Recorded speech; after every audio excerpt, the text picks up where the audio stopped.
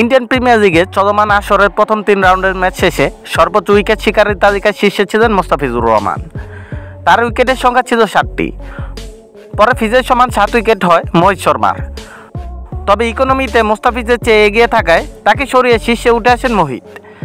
এবার দুজনকে টপকে পার্পল ক্যাপ নিজের করে নিলেন ইউজবেন্দ্র চাহাল। শনিবার রয়্যাল চ্যালেঞ্জার্স বেঙ্গালুরুর বিপক্ষে দুরন্ত বোলিং করেছেন রাজস্থান রয়্যালসের এই স্পিনার। 2 উইকেট তুলে নিয়ে পার্পল ক্যাপের শীর্ষস্থান দখল করেছেন চাহাল।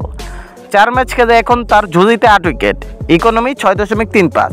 সেরা বোলিং ফিগার 11 রানে 3 উইকেট। চাহাল একে উঠে আসায় 2-এ নেমে গেছেন মোহিত শর্মা। 4 ম্যাচ খেলে গুজরাট টাইটেন্সের এই বোলারের সংগ্রহ এখন পর্যন্ত 7 উইকেট। মোহিতের ইকোনমি রেট 8.18, সেরা বোলিং ফিগার 25 রানে 3 উইকেট।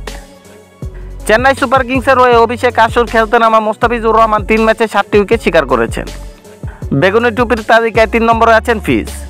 মোহিতের সমান উইকেট পেলেও মোস্তাফিজ ওভার প্রতি বেশি রান খরচ করেছেন। তার ইকোনমি রেট 8.83, যে কারণে তিনি জায়গা পেয়েছেন মোহিতের পর 3-এ। মোস্তাফিজুরের সেরা বোলিং ফিগার 29 রানে 4টি। অবশ্য বাকিদের চেয়ে 1 ম্যাচ কম খেলেছেন টাইগার এই পেসার।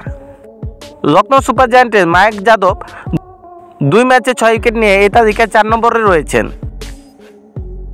মায়াঙ্কের ইকোনমি রেট এখন পর্যন্ত বেশ ভালো, 5.12। তরুণ পেসারের সেরা বোলিং ফিগার 14 রানে 3 উইকেট।